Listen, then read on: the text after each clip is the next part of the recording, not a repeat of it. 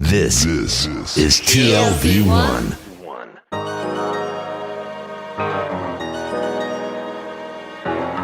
The Tel Aviv Review.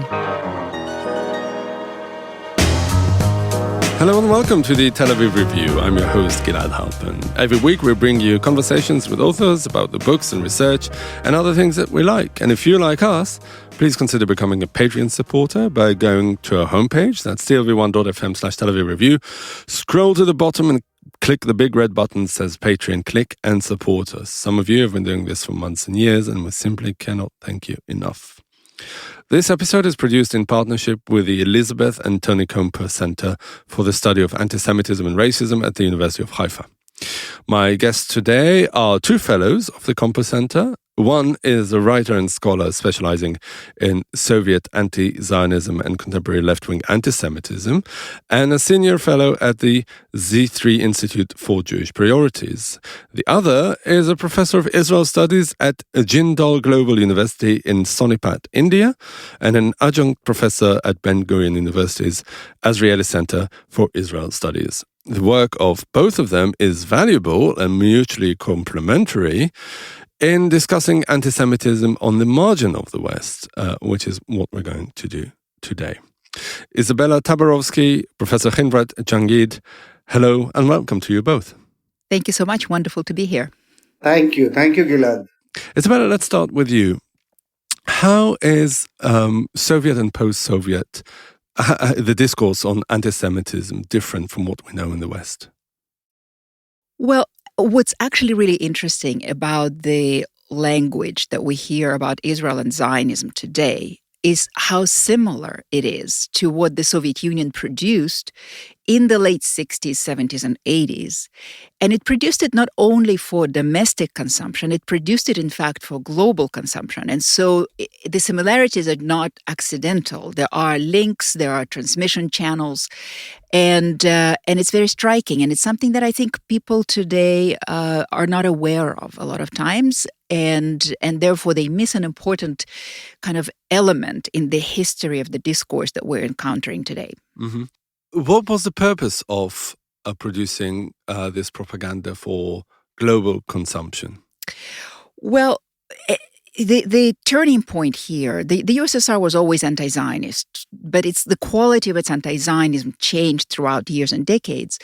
And a certain turning point happens in 1967 at the Six-Day War, when Israel defeats the Arab armies, of course, the Arab states that are close allies and under the patronage of the USSR.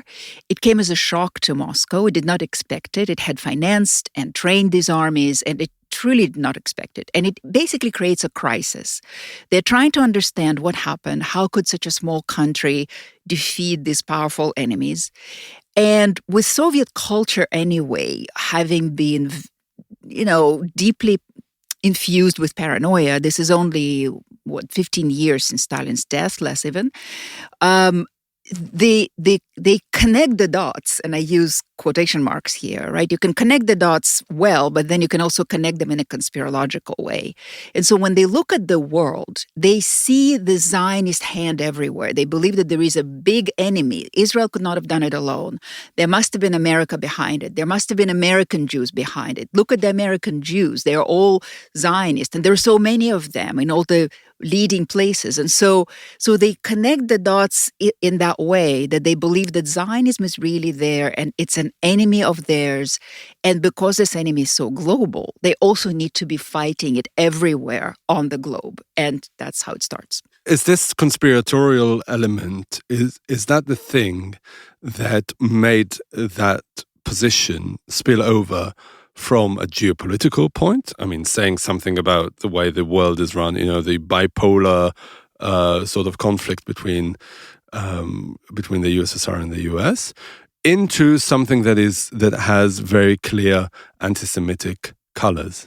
Well, that's exactly right, because, of course, anti-Semitism, conspiracy theory is a fundamental aspect of anti-Semitism. And when you look at the discourse that the Soviets are starting to produce at that point and multiply, and they really using the academy, they're using their state power, their state-owned media, both at home and their external propaganda apparatus. The tropes that they produce about Zionism and Israel really parallel and match the tropes of classic anti-Semitic conspiracy theory. So where, for example, the Protocols of the Elders of Zion, the classic text of anti-Semitic conspiracy theory, might talk about Jews owning and controlling the media and politicians and politics and global finance, they are saying the same things about Zionists. And so, and they begin to kind of lean into the blood libel tropes. So there is a really very, very close match. Khinvraj, in the West and in Europe, much of the heritage of anti-Semitism is, of course, tied to the Christian roots of the culture there. What is it like in India? What is really the archaeology of the anti-Semitic discourse, or maybe the discourse on Jews in general? Thank you for this conversation. So, India is known to be a place of no classical anti-Semitism. And that's certainly the case. India, during the British, even before the British, during the Mughal period, which is almost like 11th century to 18th century Indian subcontinent, Jewish community, however in a small number, existed in this part of the world, but did not face any incident of classical anti-Semitism of the Western societies or of the Christian origins. I think it had to do with the fact that India was a non-Semite society. India did have lots of Muslims. In fact, we have 8, 9 centuries under a Muslim empire. But Indian Islam or Muslims in South Asia were also very distinct and very different than the Muslims of the Arab world. Much more open to other communities, plural, ethnically diverse. So I think in this very open society of India, Jews did very well, and they didn't have to face classical anti-Semitism as we see in most of the societies of the Western kind, or even in the Middle East and the Muslim societies. The second interesting thing about India is that didn't mean that India was a place of no anti-Zionism in the early 20th century when Zionism emerged. And I think later in the conversation we can come to those roots, and Izabella does have remarkable work on its connections to the Soviet model of anti-Zionism. But I think it's very important to understand that India, and I think it goes to the writings of David Ben-Gurion. David Ben-Gurion wrote this very prophetically, in a very visionary manner. He wrote this about Jews. He emphasized about Jewish connections to Eastern societies, particularly Indian and Chinese. And in the 1950s, he writes this also in many letters to Indian counterparts. He's starting India studies at Hebrew University of Jerusalem in the year 1958. And that's why all the Israeli universities have these famous Indologists today. And he's writing to this Indian counterpart saying why he thinks it's very important for the Jewish people to know the non-Semite people of Asia. Because he thinks, and he finds it through his own connections, that the Semite societies, the Christians and the Muslims, have been very unkind to the Jews. But the Eastern people are holding no grudges, no prejudices, and no biases against the Jews. So he always believed Jews will do better with these people. So I think India is those places where Ben-Gurion really had this not only a historical knowledge, but also a vision for the future. And where does it stand now? I mean, there's been several decades, if not more than a century, of decolonization and the shifting of the global scope, and India playing a major role in the during the Cold War as one of the major countries in the Organization of Non-Allied States. How did that change anything, if at all, on the views on Israel and Judaism? Well, that's the complex part of the history of Zionism, Israel in India. So, India being a non-anti-Semitic society didn't help the cause of Zionism. So, when Zionism emerged in the late 19th and early 20th century, there was very little knowledge of who the Jews are. Being a non-Semite society also brings you this ignorance of who the Jews are actually. Are they Muslims? Are they Christians? Are they some kind of, a breakaway movement from these religions? So the lack of, very, very, simple fact about the religious group and its distinct identity also created this very first impression that Jews are intruders. They are like colonizers. Oh, they are coming from Europe. Oh, they are all white people. So Zionism had this first image, being European people coming to this part of the land. And in any case, who are these people? Do they even belong here? And compare this to the fact that India had great civilizational relations with the Arab world. So Indian society across religions was in much more direct contact and everyday, let's say, touch with the Arabs.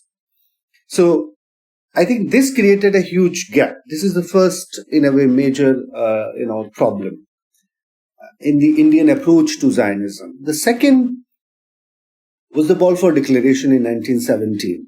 Mahatma Gandhi comes back to India from South Africa in 1915. And Indian national movement is really getting this, international recognition, and Mahatma Gandhi is leading it from the front. And Balfour Declaration happens. Now, Balfour Declaration, by all means, was a very imperial decree.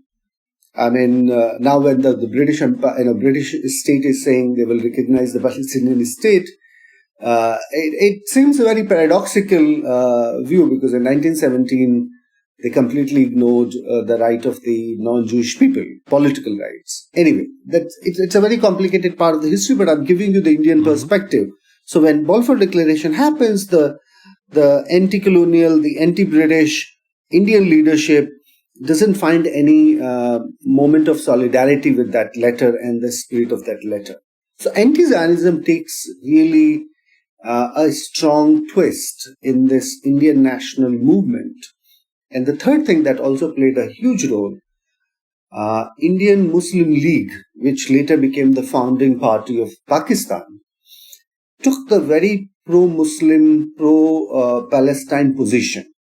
So Indian national leaders had this fear, and Mahatma Gandhi had this fear, that any other opinion about Zionism will distance further the Hindu leadership from the Muslim of South Asia.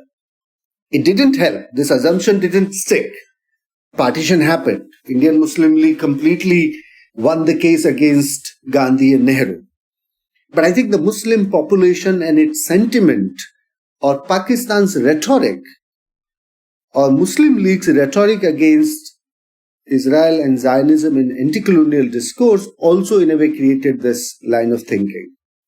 Izabella, you want to say something? So I want to jump in and add one more factor here to what Khinvraj is describing, and that is the Soviet influence. Of course, I come from that perspective. India was really important in the Soviet, what they viewed as their sphere of influence in the post-colonial / third world rising bloc of countries. Bloc maybe not an accurate term, but that group of countries. So at some point in the 1950s, when Khrushchev comes to power, he realizes, as he watches the post-colonial world arise and join the UN, he spends a lot of time at the UN at one point, and he sees all these leaders of the newly established African countries come in and denounce imperialism and colonialism right there in New York at the UN. And he comes back and he tasks the Soviet propaganda agencies as well as the KGB, which was, I think, called something else at that point, with creating a strategy allow the Soviets to establish themselves in this rising new post-colonial world. And they succeed in that. They, in fact, completely outsmart the US in this.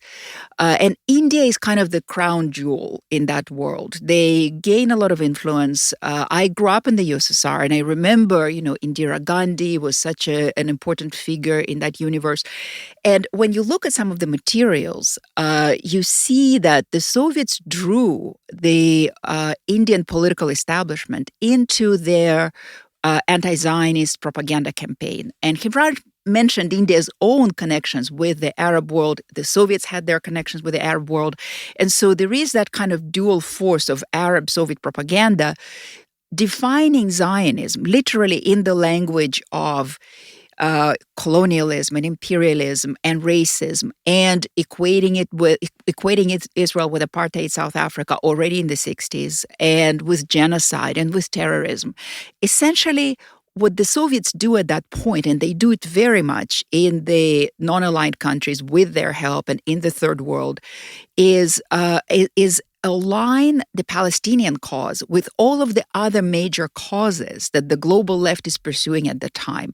And they are anti-colonialism, anti-racism, national liberation movements. And so the Soviets very much, they play a very major part in introducing the Palestinian cause into that universe and turning it into a major cause, just as they denounce Zionism in Israel.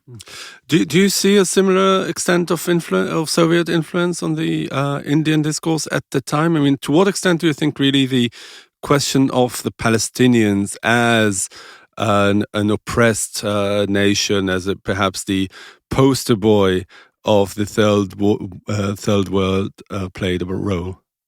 Actually, it's a spot on. Isabella's work is extremely exceptional in the literature about third world non-alignment movement and the transnational ideological grouping.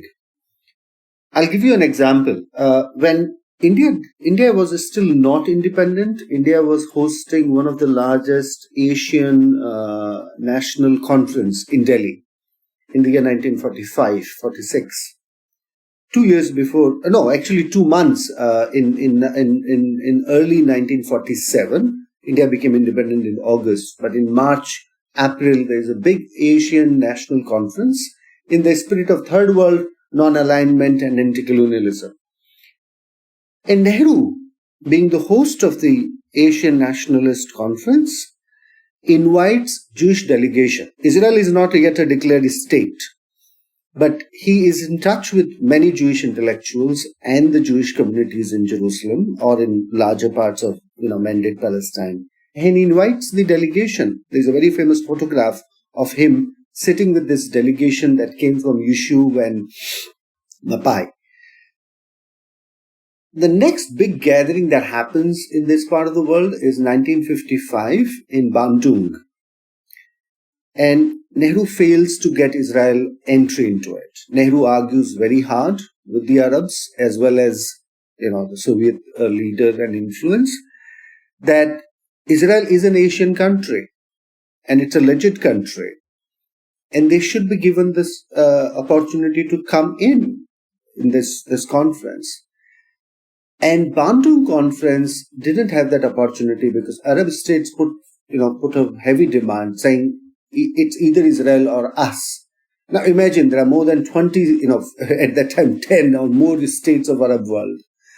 And Nehru just couldn't get it, get it through.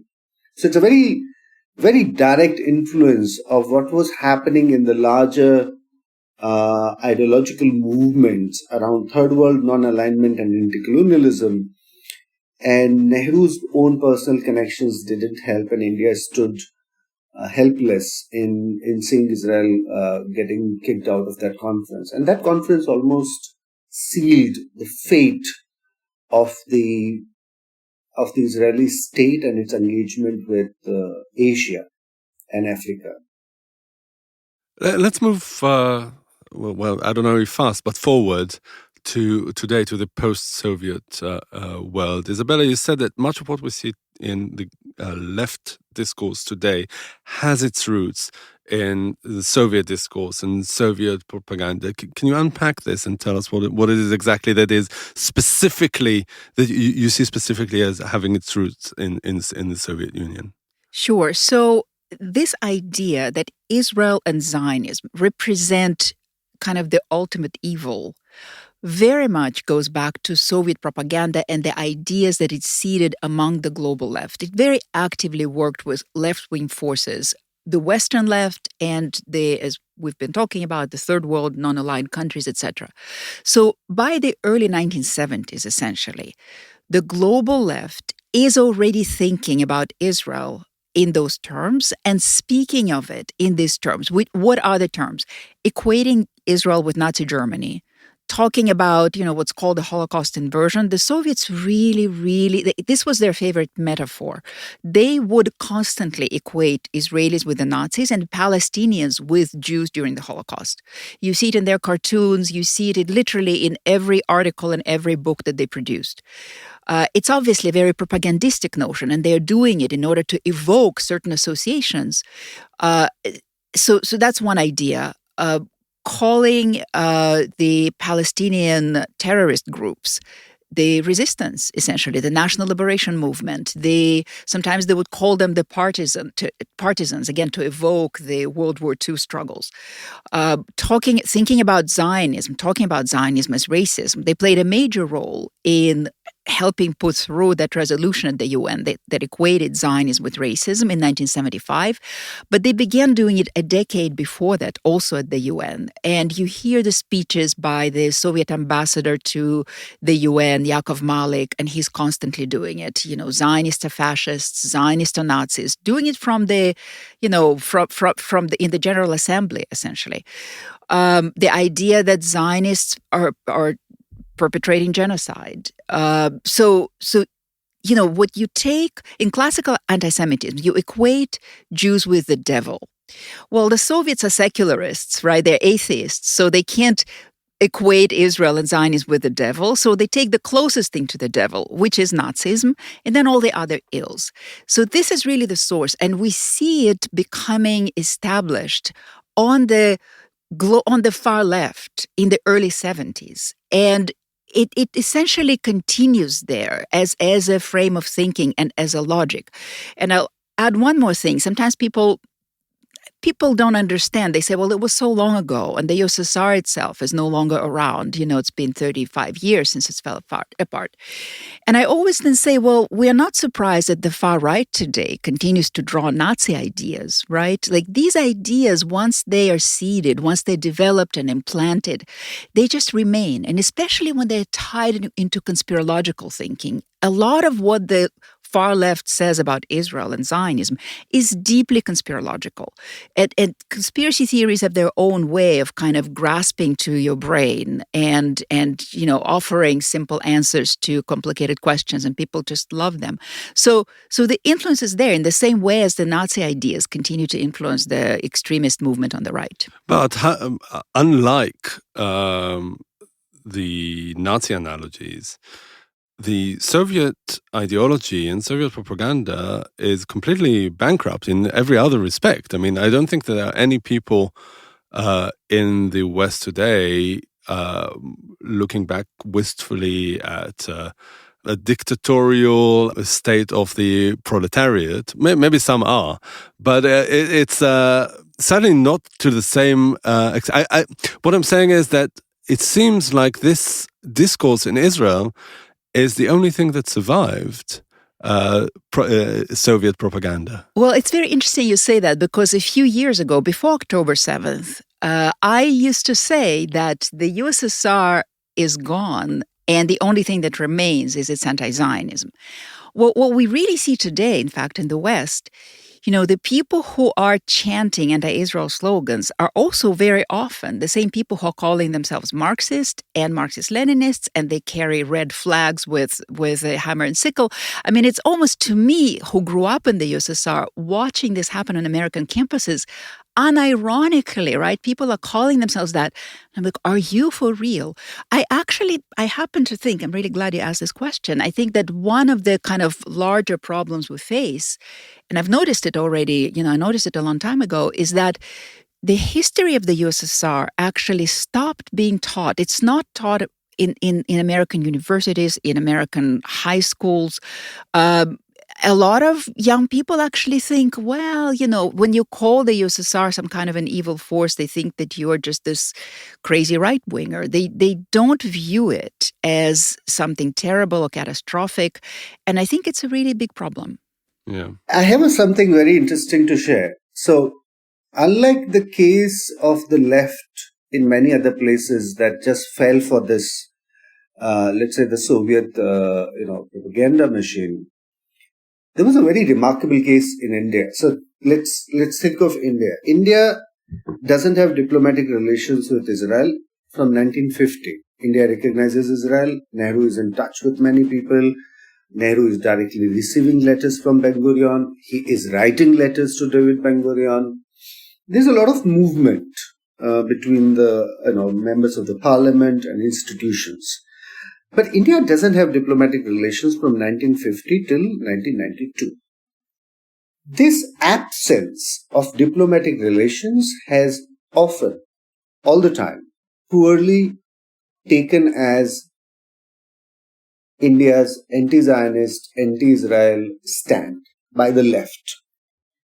I'll give you an example. When October 7 happened, there was an article about Mahatma Gandhi in a leading Indian newspaper, Indian Express, saying how Gandhi was anti-Zionist. And the article almost said like, okay, you see, there is a problem with this whole idea of Israel, and Gandhi knew it in 1938. The article that Gandhi wrote in 1938 about Jews. It's a very long essay and very complex and nuanced one. But anyway, there's a very appropriated sentence picked up by the left, often from that essay, and used as, India did the right thing. If Gandhi said this, then India didn't have any reason to have diplomatic relations with Israel. However, when I wrote the rejoinder, editor published it, and I shared the information with the Indian audience, that think of a situation. Israel's first Prime Minister, David Ben Gurion, sleeps in his bedroom with a picture of Gandhi in his house in Sde Boker. And many of the colleagues or even friends didn't believe this piece of information. I said, listen, not having diplomatic relations had differently altogether factors behind India. It was much more because of the oil dependency and the Arab world. It was much had to do with Kashmir and Pakistan. Otherwise, India had remarkable engagement with Israel. And that case is of the Indian socialist. So what is remarkable, Izabella, maybe you would like it to know more in detail later, is that Indian socialist, not the communist. So we had very influential Communist Party in India in the 1950s, and we had socialists who parted ways from communism and Soviet Union, because socialists said, you are too undemocratic and you are too dictatorial and authoritarian. We don't really go with you. We will have a democratic socialism, inspired by Fabian society and everything. So the Indian socialists argued for full diplomatic relations with Israel. Indian socialists saw Zionism not as a settler colonialist state. They did not fall for the Soviet propaganda or the left's language against Israel in the 1950s. And they established full institutional party relations with Mapai, Histadrut, and all Israeli state institutions. India did have cooperative society, agricultural corporations, parliamentary delegations from Delhi to Tel Aviv in the first 2 decades. But that lack of knowledge and the fact that India did not have diplomatic relations with Israel have been quoted as, has gone into this feeding of the propaganda. So I just want to give you an example of the Indian socialist who didn't fall for the Soviet propaganda, who also argued against the communist parties in India, and who really established the very first relations with Israel in the 1950s and 60s. But this is the 1950s and 60s, and as Izabella said earlier, 1967 was a major watershed in the approach of the Soviet Union to the whole question and also its propaganda efforts. Do you see any of that change in India as well, Khinvraj? It did. I think Indira Gandhi Indira Gandhi hosted Yasser Arafat, I think, the most in the world. Yasser Arafat considered her his sister. And Indira Gandhi was a staunch anti-American. She actually used anti-Americanism in a very, very smart, realpolitik, Machiavellian manner. She was an antidote to Nehru's politics and universalism. And she took the help of the Soviet Union. So she actually created more room for the Soviet influence into Indian politics, Indian intellectual world. And she allowed that kind of a propaganda to flourish after 1967 in the 70s, when she was, prime minister for a long time. And so, yes, that's a decade very, very influential. But I would say this. In 1992, when India did open diplomatic relations with Israel, it had the good cause of fall of the Soviet Union, meaning the fall of the Soviet Union was now capitalized by the Indian leaders to immediately open relations with Israel, which is remarkable because I think in those confused and very ideologically manipulative years of Indira Gandhi, the Soviet propaganda did really work against Israel and Zionism. This is the time in 1975, India voted for this resolution at the UN called Zionism is Racism. And what about today, about the state of pro-Palestine activism and anti-Israel discourse in India? How influential is it? And also, do you see, as Izabella said about that sort of discourse in the left, any remnants of the Soviet rhetoric and propaganda? Oh, there are many everywhere. If you look at the best of the newspapers, best of the journalists from the left and the liberal camps, some of them have stopped publishing me, not because of what's happening in Gaza now. Even in the year 2021, when Indian civil society and the left parties issued a statement called Hamas's rockets are rockets of resistance.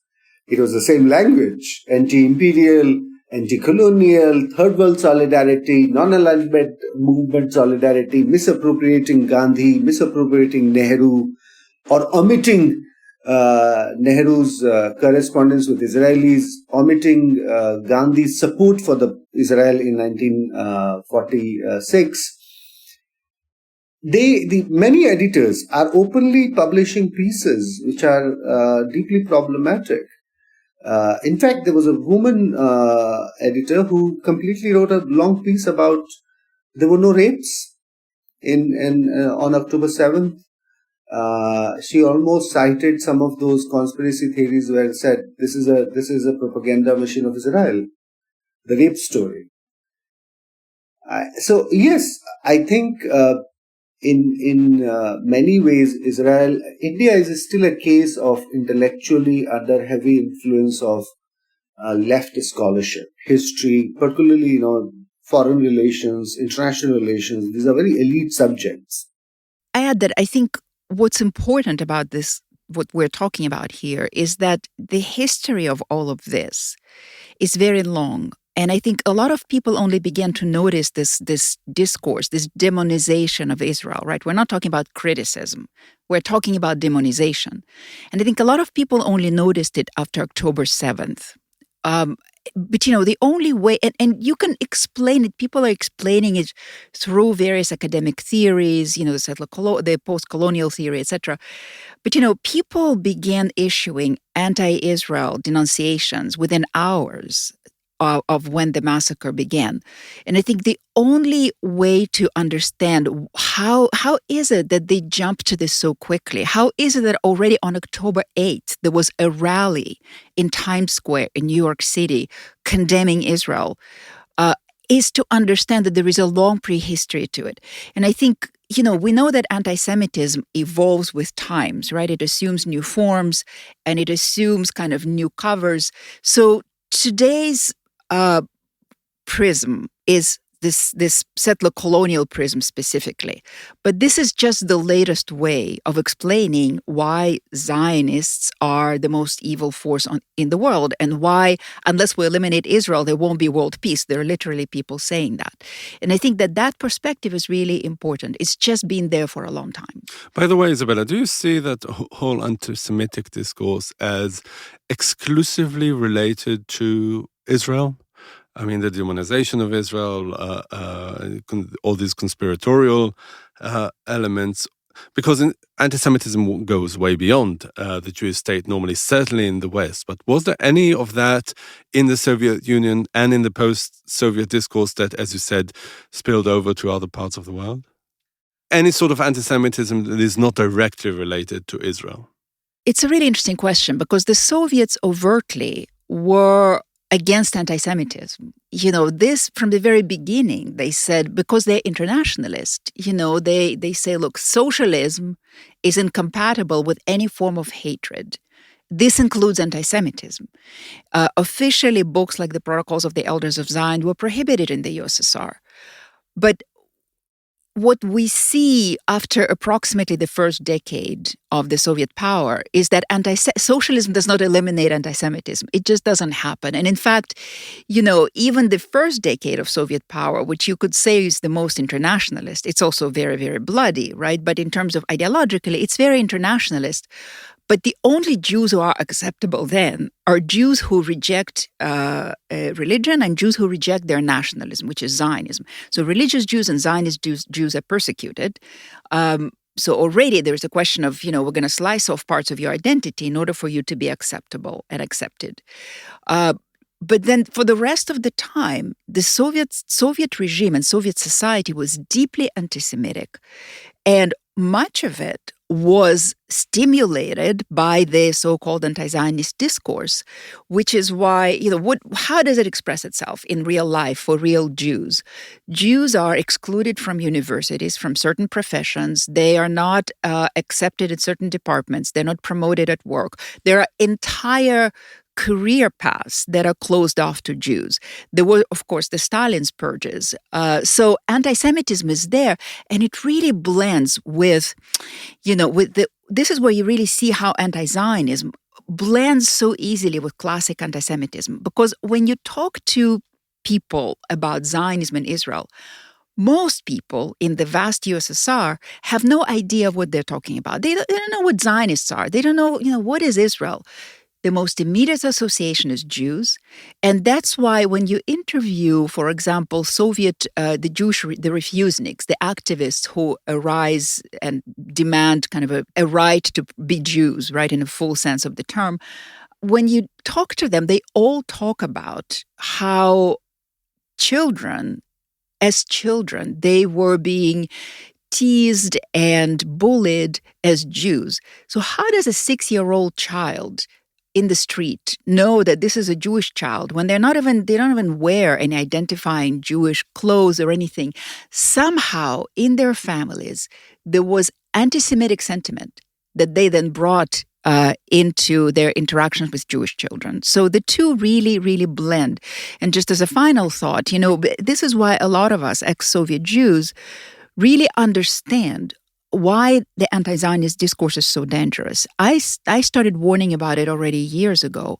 And today we see exactly how anti-Zionist discourse transitions into anti-Semitic action and anti-Semitic outcomes. Khinvraj, in the contemporary Indian discourse, is there also such a dangerous, as Isabella, to use Isabella's term, blurring of the boundaries between criticism of Israel, even harsh criticism of Israel, and really anti-Semitic tropes, given that, as you said in the beginning of this conversation, unlike the Soviet Union, there wasn't really any classical anti-Semitism in India? It's true. Anti-Semitism is still not an issue in India when it comes to, let's say, the majority of the Hindus.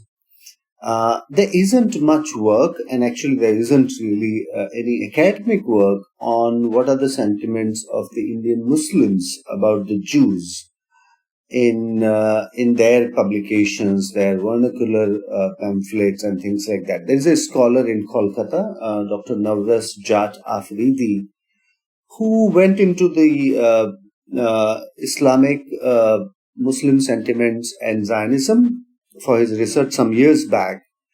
And if I quote him, he firmly believes that it's a myth to say there is no anti-Semitism in India. He thinks there is a chain of anti-Semitic expressions in India, and one has to really go into the vernacular languages and see how the communities and minorities are publishing news about Israel and events of the Israel-Palestine conflict. So that's a point.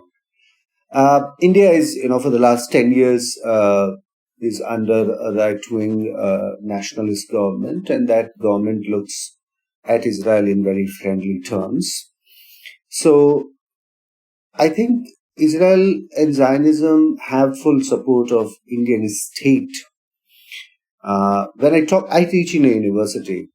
Many of my friends have, I think, started silently boycotting me.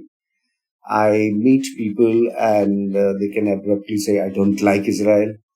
And I don't ask them, what do you think of the people who teach about Israel? But I understand. They want to really say, I don't like what you do.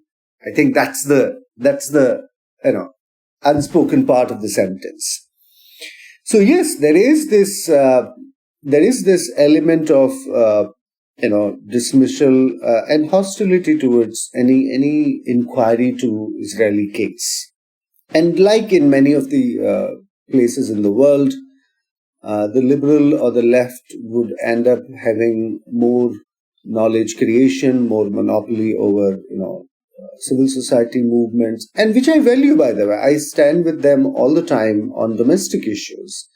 It's just that we have to part ways when it comes to Israel. And that's a global issue right now for people like Izabella and many others. We all are in the same position. So India doesn't really have any unique situation. It's almost a copy of the global left. But I must say that, the incident of 1967, I'm just going back to it because I think there was something important I missed. I think 1967 played a different kind of outcome in India. Israel became an occupying country after that war. In fact, many of the socialists that I have spent time reading their work with Israelis in the 1950s and 60s, they started distancing themselves after Israel became an occupying country. So I think this geopolitical, or let's say this reality of the conflict, also played a role. Like 1956, India was about to have diplomatic relations with Israel in early 50s. There's a beautiful diary note of Moshe Sharett. Moshe Sharett, after he was kicked out of the foreign ministry in 1956, travels to Asia and Africa to win the diplomatic support sent by David Ben-Gurion as a head of the Jewish agency. He has this diary note about his day in Delhi. It's a day just after Israel attacked Egypt. I'm sorry to take you back with history, but anyway, just the really concrete example of how some events, some diplomatic choices of the Israeli state have also not helped the case of Zionism in India. So after that war, Moshe Sharett said, how could I even ask Nehru? He met Nehru. He was apologetic to Nehru for the fact that Israel went into this war with France and Britain in 1956. And Moshe Sharett didn't argue for diplomatic relations from Nehru, and they met politely and they made some, future plans, but that occasion was lost. So I think we have to also understand, and I come from international relations perspective on many things, that propaganda and seeding of ideas also get currency after these kind of incidents happen. And this makes the whole situation very complicated for us right now. Izabella, what about contemporary Russia? Of course, took a huge break from its Soviet heritage. Does any of that persist with relation to Israel and the Jews? So I think it's more. For a while, Russia was very friendly toward Israel. What's interesting in that period is that those Soviet anti-Zionist ideas fully move onto the Russian far right. They're fully absorbed there. I think it's a really interesting point because on the left, people try to always make that distinction. We're just anti-Zionist. We're not anti-Semitic. On the right, they don't make this distinction because they actually understand that it's a distinction without a difference. The far right has been freaked out about the Zionist project as much as it has been freaked out about any Jewish project. And so they fully, the propaganda that had been written for the left now becomes fully absorbed by the far right. And we have the case of, for example, David Duke, who of course is a prominent American white nationalist, Ku Klux Klan man, travels to Russia at some point in the 2000s and meets with some of these far right figures in Russia. And he emerges totally he's so taken by them because he says, I love them so much because they understand the danger of international Zionism. And that itself is a phrase that comes from Soviet books. So Soviet anti-Zionist books that they wrote and sold to the global left are now literally being sold commercially on far-right nationalist Russian bookstore sites together with the Protocols of the Elders of Zion. So there is that subculture that influences the global culture more on the right than on the left. In terms of Israel, there is a change that happens on October 7th. And the change is that Putin suddenly realizes that he has an opportunity to emerge from the isolation that he had been thrown into by his attack against Ukraine. And so there is a turn, and you see Russian leaders who, by the way, who are the main leaders in the international arena, Putin and Lavrov, who all come from that Soviet school of diplomacy, right? They all came of age when anti-Zionism was so major. So they are using some of this kind of in a slightly more underhanded way. But I think what's really important here is first of all, we've seen how Putin deploys the manipulation of Jewish identity in the case of Zelensky. So that's a separate issue, but it's important to note it. I think Russia plays in this field to the extent that it loves any time. Anti-Semitism really helps undermine democracies because it creates chaos, it creates discord. And so I think Russia plays into that very much. I don't think it's the main player today in the same way as, let's say, Qatar is or Iran is. But Russia's contribution has been ideological in terms of ideas. These ideas are playing a major role, and these are, that contribution cannot be discounted. All right, Izabella Tabarovsky, Khinvraj Jangid, thank you very much for joining us today. Thank you so much for having us. Thank you, Gilad. And also many thanks to Itai Shelem, the manager of TLV1 Studios, and to the Compass Center for the generous support. Now we have a request because many or most of you listen to us on the Apple Podcasts app, and we'd like to ask you to please consider writing us a review. Good, bad, ugly, up to you. You too can support us by going to our website, that's tlv1.fm/Tel Aviv Review, and subscribing onto our Patreon campaign. Check out our archive with more than 1,000 interviews. Like us on Facebook, follow us on Twitter, and now on Blue Sky as well. And most important, join us again next time for another edition of the Tel Aviv Review. And until then, from us here in Tel Aviv, goodbye.